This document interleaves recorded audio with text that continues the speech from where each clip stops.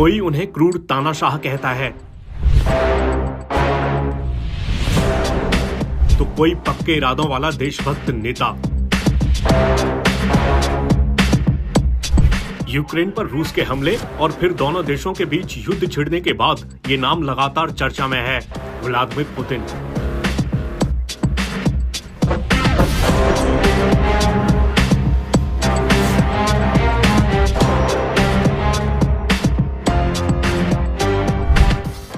कौन है पुतिन? क्या है उनकी कहानी? क्या वो बचपन से ही ऐसे थे कि एक बार कुछ ठान लिया तो आसानी से पीछे नहीं हटना, किसी से भी लड़ जाना, दुश्मन से खतरा महसूस हो तो पहले ही वार कर देना?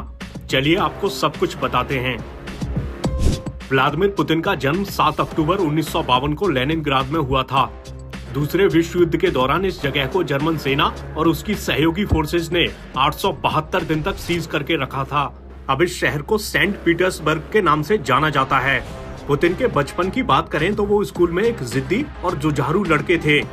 एक रिपोर्ट में उनके दोस्त के हवाले से बताया गया है कि पुतिन किसी से भी लड़ सकते थे क्योंकि उन्हें कोई डर नहीं था। फिर भी सड़क के गिरोहों से घिरे शहर में एक मामूली लेकिन बेपरवाह युवा लड़के को कुछ करने की चाह थी। इसी चाह में उन्होंने रूसी मार्शल आर्ट सैम्बो और जूडो को भी सीखा। पुतिन की आधिकारिक बायोग्राफी में उनके हवाले से बताया गया है, मैं एक साधारण परिवार से आता हूँ और इसी तरह मैं लंबे समय तक जिया। मैं एक औसत सामान्य व्यक्ति के रूप में रहता था और मैंने हमेशा उस संबंध को बनाए रखा है। पुतिन की मां मारिया शेलोमोवा को उनका जूडो का फैसला मंजूर नहीं था। पुतिन ने बताया है, हर बार जब मैं अभ्यास सत्र में जाता था तो वो बड़बड़ाती थीं। वो फिर से अपनी फाइट के लिए रवाना हो गया है। हालांकि पुतिन के कोच के घर आने के बाद चीजें बदल गईं। उन्होंने उनके माता पिता को पुतिन की काबिलियत के बारे में बताया और फिर इस मामले में परिवार का नजरिया ही बदल गया। पुतिन की जीवनी में बताया गया है कि पुतिन के पिता ने युद्ध में हिस्सा लिया था। 1950 के दशक में उन्होंने एक सुरक्षा गार्ड के रूप में और फिर बाद में कैरियज वर्क्स में एक फोरमैन के रूप में काम किया था। बात पुतिन की शुरुआती पढ़ाई की करें तो उन दिनों के बारे में पुतिन का कहना है, मैं अपनी पहली क्लास के लिए हमेशा देर से आ पाता था, इसलिए सर्दियों में भी मेरे पास ठीक से कपड़े पहनने का समय नहीं होता था। पुतिन की जीवनी में उनकी टीचर वेरा गुरेविच के हवाले से बताया गया है, 5वीं क्लास तक उन्होंने अपने बारे में कुछ तय नहीं किया था, लेकिन मैं उनकी क्षमता और ऊर्जा को महसूस कर सकती थी। मैंने देखा था कि उन्हें भाषा में बहुत रुचि थी। उनके पास बहुत अच्छी याददाश्त और तेज दिमाग था। धीरे धीरे पुतिन इरादे के और पक्के और अनुशासित होते गए। पुतिन ने बचपन में ही ठान लिया था कि उन्हें सुरक्षा और खुफिया एजेंसी केजीबी का एजेंट बनना है। कहा जाता है कि पुतिन को उसकी प्रेरणा एक सोवियत स्पाई फिल्म से मिली थी। दरअसल पुतिन का मानना था कि केजीबी एजेंट देश के हित में काम करते हैं और वो भी देश के लिए कुछ करना चाहते थे। अपने बचपन के दिनों को याद करते हुए पुतिन बता चुके हैं कि जब वो 9वीं क्लास में थे तब वो लेनिनग्राद स्थित केजीबी की बिल्डिंग में गए थे। वहाँ वो रिसेप्शन डेस्क तक गए। उन्हें बताया गया कि केजीबी एक वॉलंटियर ऑर्गेनाइजेशन नहीं है, लेकिन अगर वो इसके लिए आगे बढ़ते हैं, जैसे कि कानून की डिग्री हासिल करते हैं, तो शायद केजीबी उनकी तलाश कर सकती है। कहा जाता है कि इसके बाद पुतिन जब लेनिनग्राद स्टेट यूनिवर्सिटी में अपनी कानूनी पढ़ाई पूरी कर रहे थे, तब उनसे केजीबी के लिए एक पेशेवर भर्तीकर्ता की ओर से संपर्क किया गया। यहाँ से पुतिन के 16 साल लंबे एक खास करियर की नींव पड़ी। साल 1975 में पुतिन केजीबी में शामिल हो गए। अब पुतिन के जीवन की एक और बड़ी कड़ी की बात कर लेते हैं, उनकी शादी। पुतिन एक कॉमन फ्रेंड के जरिए ल्यूडमिला नाम की महिला से मिले थे। ल्यूडमिला डोमेस्टिक एयरलाइंस में फ्लाइट अटेंडेंट के तौर पर काम कर रही थीं। इस बारे में पुतिन ने बताया है, मेरे एक दोस्त ने मुझे फोन किया और मुझे अर्काडी राइकिन थिएटर में आमंत्रित किया। उन्होंने कहा कि उनके पास पहले से ही टिकट हैं और बताया कि हमारे साथ 2 युवतियां शामिल होंगी। हम वहां गए और युवतियां हमारे साथ शामिल हुईं। अगले दिन हम फिर से थिएटर गए। फिर मैंने उनमें से एक लड़की को डेट करना शुरू किया। मेरी होने वाली पत्नी ल्यूडमिला से मेरी दोस्ती हो गई। वहीं पुतिन को लेकर ल्यूडमिला ने बताया, व्लादिमीर के बारे में कुछ ऐसा था जिसने मुझे आकर्षित किया। 3 या 4 महीने बाद मुझे पता चल गया था कि ये वो आदमी है जिसकी मुझे जरूरत थी। खैर, अपनी पहली मुलाकात के 3 साल बाद व्लादिमीर ने ल्यूडमिला को प्रपोज किया। इस बारे में पुतिन ने बताया है, मुझे पता था कि अगर मैंने 2 या 3 साल तक शादी नहीं की तो मैं बिल्कुल भी शादी नहीं करूंगा। ये सच है कि मैं बैचलर के तौर पर जीने का आदी हो गया था, लेकिन ल्यूडमिला ने इसे बदल दिया। इन दोनों ने 28 जुलाई 1983 को शादी कर ली। ये शादी 2013 तक चली। 1985 में जर्मनी जाने से पहले व्लादिमीर और ल्यूडमिला की पहली बेटी मारिया का जन्म हुआ। उनकी दूसरी बेटी कतरीना का जन्म 1986 में ड्रेसडेन में हुआ था। पुतिन की लव लाइफ की बात करें तो लंबे वक्त से उनका नाम जिम्नास्ट रही अलीना काबेवा के साथ जुड़ता रहा है। पुतिन का नाम स्वेतलाना नाम की महिला से भी जोड़ा गया था। अपनी गर्लफ्रेंड से पुतिन के बच्चे होने के दावे भी सामने आते रहे हैं। इन मामलों में कभी सब कुछ खुलकर सामने नहीं आया। ज्यादातर बातें अटकलों के आधार पर ही कही जाती रही हैं।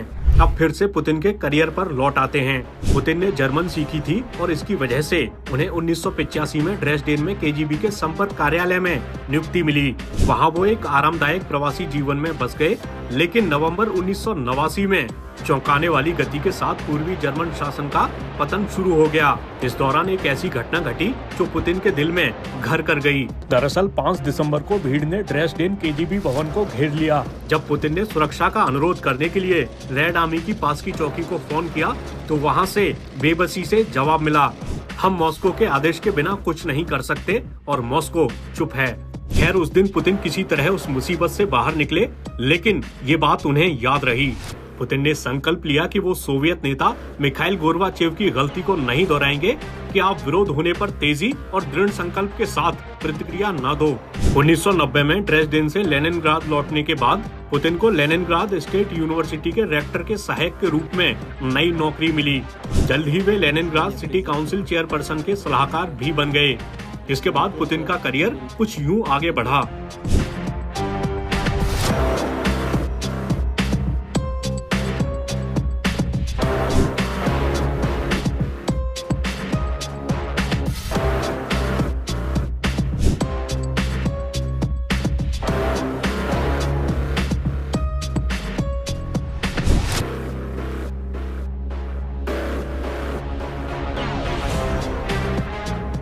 रूस के तत्कालीन राष्ट्रपति बोरिस येल्त्सिन ने उन्हें ऐसे समय में प्रधानमंत्री नियुक्त किया था जब दक्षिणी रूसी प्रांत दागिस्तान में चेचन मिलिटेंट्स हमला कर रहे थे। इस बारे में पुतिन ने कहा कि उन्होंने फिर से देशभक्ति कर्तव्य की पुकार महसूस की। पुतिन ने उसके बाद हुए युद्ध की कठोरता के लिए कोई खेद नहीं जताया और उन्होंने ये लड़ाई सभी सशस्त्र चेतन विद्रोहियों के बिखरने और खत्म होने तक जारी रखने की कसम खाई। पुतिन जो एक मास्टर जूडो रेसलर रहे हैं, जिनकी सार्वजनिक छवि एक सख्त नेता की है, उन्होंने कहा कि वो चेचन मिलिटेंट से बार बार जान से मारने की धमकियों से परेशान नहीं हुए। उन्होंने कहा, ऐसे हालात में केवल एक ही चीज प्रभावी हो सकती है, आक्रामक होना। आपको पहले वार करना चाहिए और इतनी जोर से वार करें कि आपका विरोधी अपने पैरों पर खड़ा ना हो सके। 2000 के नए साल के शुरू होने से कुछ समय पहले येल्त्सिन ने पुतिन को कार्यवाहक राष्ट्रपति बनने का प्रस्ताव दिया। इस बारे में पुतिन ने बताया, नए साल से 2 या 3 हफ्ते पहले येल्त्सिन ने मुझे अपने ऑफिस में बुलाया और कहा कि उन्होंने पद छोड़ने का फैसला किया है। इसका मतलब था कि मुझे कार्यवाहक राष्ट्रपति बनना था। मेरे अपने विचार थे, मेरे अपने तर्क थे, लेकिन साथ ही एक और तर्क था जिस पर मुझे विचार करना था। भाग्य मुझे सबसे ऊंचे स्तर पर देश के लिए काम करने का मौका दे रहा था और ना कहना मूर्खता होती। मैं इसके बजाय सूरजमुखी के बीज बेचने जा रहा होता या निजी कानूनी प्रैक्टिस में जा रहा होता। मैं उन सभी चीजों को बाद में कर सकता था और इसलिए मैंने फैसला किया कि ये पहले होगा और बाकी सब बाद में। 31 दिसंबर 1999 को पुतिन रूस के कार्यवाहक राष्ट्रपति बन गए। इसके बाद पुतिन 26 मार्च 2000 को रूस के राष्ट्रपति चुने गए। राष्ट्रपति बनने के बाद पुतिन ने अपने भाषण में कहा, हम चाहते हैं कि हमारा रूस एक स्वतंत्र, समृद्ध, मजबूत और सभ्य देश बने। एक ऐसा देश जिस पर उसके नागरिकों को गर्व हो और जिसका अंतर्राष्ट्रीय स्तर पर सम्मान हो। शायद गलतियों से बचना संभव नहीं होगा, लेकिन मैं वादा करता हूं कि मैं खुले तौर पर और ईमानदारी से काम करूंगा। पुतिन 14 मार्च 2004 को दूसरे कार्यकाल के लिए फिर से चुने गए। 8 मई 2008 को राष्ट्रपति के कार्यकारी आदेश से उन्हें प्रधानमंत्री नियुक्त किया गया। 4 मार्च 2012 को पुतिन एक बार फिर रूस के राष्ट्रपति बने। 2014 में पुतिन ने यूक्रेन के क्रीमिया को रूस में मिला लिया। इसे लेकर रूस ने आधिकारिक तौर पर दलील दी कि 16 मार्च 1914 को क्रीमिया के लोगों ने एक जनमत संग्रह में मतदान किया, जिसमें 96% लोगों ने रूस के साथ पुनर्मिलन का समर्थन किया। इसके बाद साल 2022 में पुतिन ने यूक्रेन पर हमला कर दिया। उन्होंने यूक्रेन पर रूस के हमले को सही ठहराते हुए आरोप लगाया कि नेटो रूस की सीमाओं पर खतरा पैदा कर रहा था। पुतिन ने कहा कि ऐसे में रूस के पास कोई दूसरा विकल्प नहीं था। युद्ध को जायज बताते हुए पुतिन ने दावा किया कि उनकी सेना यूक्रेन के क्षेत्रों में नागरिकों की रक्षा कर रही है। यहाँ उनका खास इशारा उन इलाकों की तरफ था जहाँ रूस समर्थित अलगाववाद का असर था। रूसी राष्ट्रपति ने कहा, हम लोगों के जीवन, अपने घर की रक्षा कर रहे हैं और पश्चिम वर्चस्व स्थापित करने की कोशिश कर रहा है। मौजूदा वक्त में यूक्रेन युद्ध पुतिन के लिए उनके जीवन की सबसे बड़ी परीक्षा साबित हो रहा है। कहा जाता है कि शायद उन्होंने नहीं सोचा होगा कि यूक्रेन इतने वक्त तक युद्ध लड़ पाएगा। पश्चिमी देशों के यूक्रेन को मिले खुले समर्थन से रूस के पसीने छूट रहे हैं। पश्चिमी देश रूस पर भारी संख्या में प्रतिबंध लगाकर उसकी इकोनॉमी की कमर तोड़ने की भी कोशिश में हैं। कुल मिलाकर अभी पुतिन के सामने चुनौतियों का ऐसा पहाड़ खड़ा है जिसे वे पार कर पाते हैं या नहीं, ये तो वक्त ही बताएगा।